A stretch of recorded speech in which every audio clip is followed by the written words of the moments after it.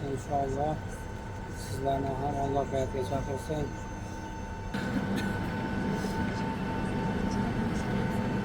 Assalomu alaykum Zafarabek obunachilari.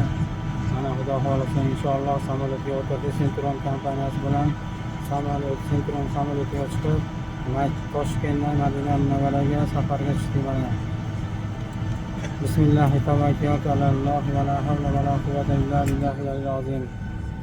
14 kun endi Xudo xohlasa Allohning baytida, payg'ambarimizni Madina Munavvara shaharlarida ham ibodat, ham ziyorat qilib chiqqanmiz yo'lga.